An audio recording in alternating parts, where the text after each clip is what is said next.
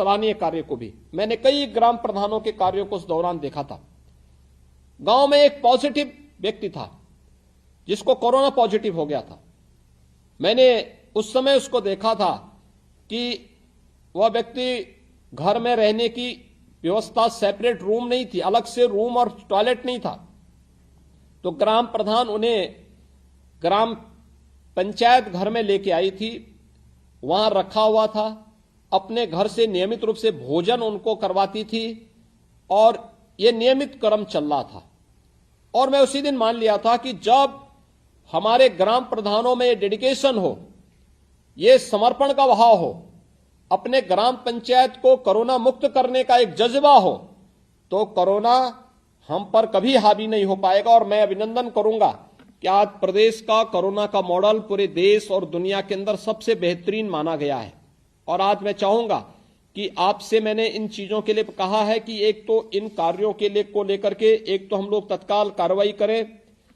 दूसरा, ठंडी का मौसम है, ठंडी के मौसम में हम इस बात को देखें कि गांव में बहुत सारे लोग, कोरोना पूरे देश के अंदर है, बहुत सारे लोग अपने गांव आ रहे होंगे। राशन कार्ड यद्यपि सबके बने हुए हैं, फिर भी अगर कोई वंचित है तो उसको लिए राशन कार्ड की व्यवस्था बनवाना, नहीं है उसके राशन की व्यवस्था करना। अगर कोई दुर्भाग्य से किसी व्यक्ति की मौत होती है, अंतिम संस्कार के लिए वह बॉडी लावारिस न पड़ी रहे, हम ग्राम प्रधान निधि के माध्यम से धनराशि दे सकते हैं। कोई बीमार है, आयुष्मान भारत का कार्ड नहीं बना पाया है, तो हम ग्राम प्रधान निधि से उसका सहयोग करने में योगदान दे सकते हैं। ये बहुत सारे अधिकार हैं जिनका वन पालन करें। और एक मेरी आपसे अनुरोध होगी कि हर ग्राम पंचायत में हम लोगों ने, हर जनपद में हम लोगों ने प्रयास किया है निराश्रित गौ आश्रय स्थलों की स्थापना के लिए। इन निराश्रित गौ आश्रय स्थल एक बड़ी कार्य योजना है। दो चीजें हैं, देखिए, गाय को क्षति पहुंचती थी तो कानून व्यवस्था की भीषण संकट आती थी, गौ माता की तस्करी होती थी तो बहुत सारी जगह दंगे हो जाते थे, लोगों की भावनाएं आहत होती थी। सरकार ने तस्करी को रोक दिया, अवैध बूचड़खानों को बंद करवा दिया।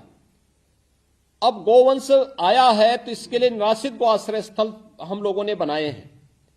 निराश्रित गौ आश्रय स्थल में 3 प्रकार की योजनाएं सरकार की चल रही हैं। एक योजना चल रही है जिसमें सरकार ने निराश्रित गौ आश्रय स्थल खोले हैं, जितने भी निराश्रित गौ आश्रय स्थल हैं उनमें गोवंश को लाकर के उसकी देखभाल की जा रही है।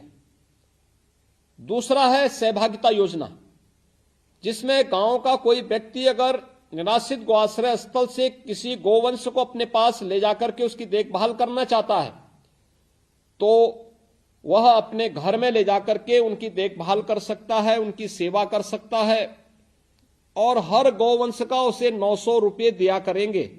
यह सरकार की योजना का हिस्सा है। लगभग 1 लाख गौवंश ऐसा विभिन्न ग्राम पंचायतों में किसानों के पास हैं। एक किसान को 4 गोवंश तक देने की व्यवस्था। आप सोचिए कि किसी गांव में एक किसान 4 गोवंश की देखभाल कर रहा है तो 3600 रुपये उस परिवार को मिल जाएंगे। 3600 रुपये परिवार को मिलेंगे भी और इस गोवंश से जो गोबर निकलेगा, गोमूत्र निकलेगा, अगर वो ब्याती उसका दूध उस परिवार का स्वयं का होगा। लेकिन गाय की सेवा करें, गौ माता की देखभाल करें, गौ माता की सेवा का पुण्य भी मिलेगा और अन्य चीजें भी उसको फ्री में मिल जाएंगी।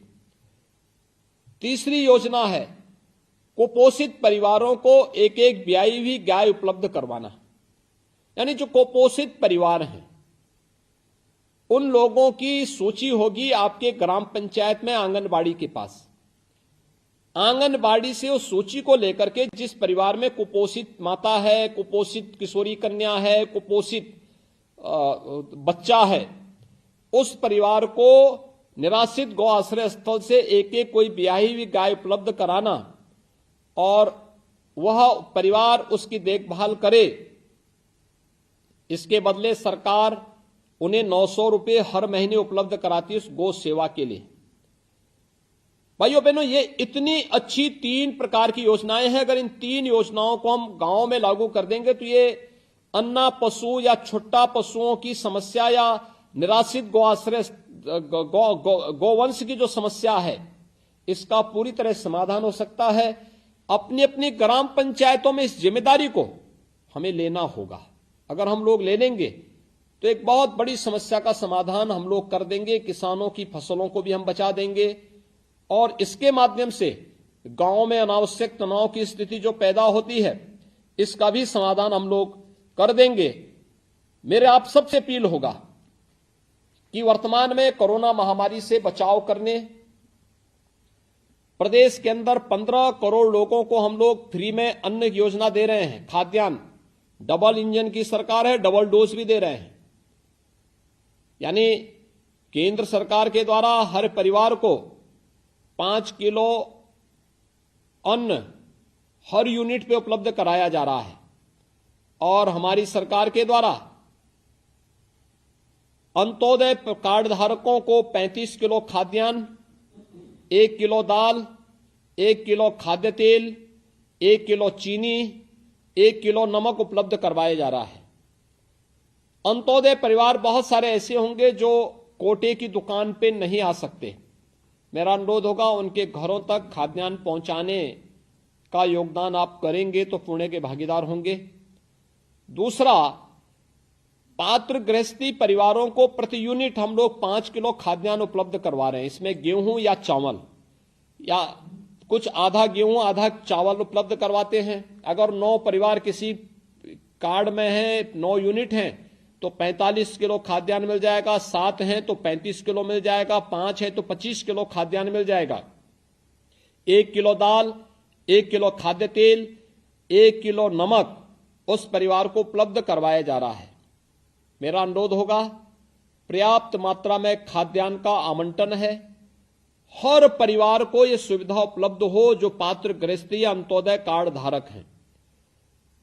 शेष जो अन्य निराश्रित परिवार हैं जिनका कार्ड नहीं बन पाया है, उन लोगों को उपलब्ध करवाने के लिए आप लोग जिला प्रशासन से भेजें तो वहां से यह सुविधा उपलब्ध हो जाएगी।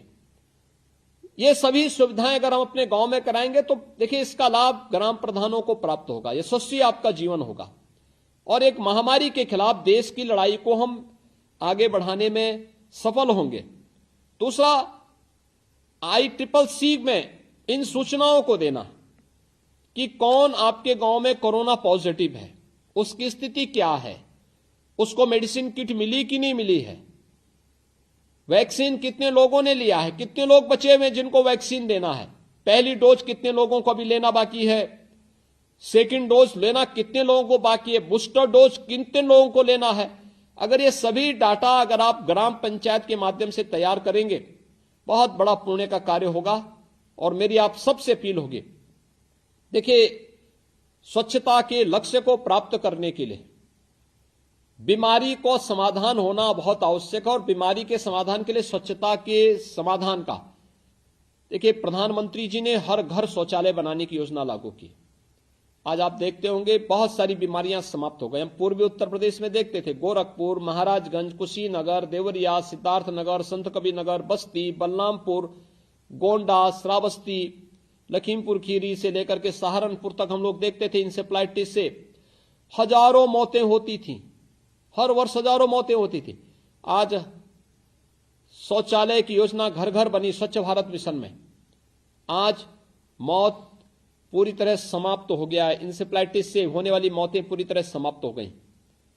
शुद्ध पेयजल के अभाव में बहुत सारी मौतें होती थी, आज हर घर नल योजना हम लोग लागू कर रहे हैं। कितना बड़ा कार्य हो रहा है और मैं चाहूंगा कि ये जो बड़ा कार्य है आप इसकी धुरी हैं। अगर हमारा देश स्वस्थ और सशक्त होना है तो हमें अपनी ग्राम पंचायतों को सशक्त और स्वस्थ बनाना पड़ेगा। और ये स्वच्छता भारत मिशन, हर घर नल योजना, कोरोना में निगरानी समितियों के साथ जुड़ करके बहुत बेहतरीन प्रदर्शन करना, ये सभी कार्य अगर आप सब मिलकर के करते हैं तो मुझे लगता है कि हम अपने गांव को स्वच्छ, सुंदर, स्वस्थ और सशक्त बनाने और आत्मनिर्भरता के लक्ष्य को प्राप्त करने में हमें सफलता प्राप्त होगी। आज मुझे 5 ग्राम प्रधानों के साथ संवाद बनाने का अवसर प्राप्त हुआ, जिसमें लखनऊ से वीरेंद्र शुक्ला जी से, चंदौली से श्रीमती नीलम ओहरी से, बिजनौर से श्री राहुल कुमार जी से, मेरठ से श्री परमिंदर सिंह जी से, हाथरस से सुश्री प्रियंका तिवारी जी से मुझे संवाद बनाने का अवसर प्राप्त हो रहा है। आप देख रहे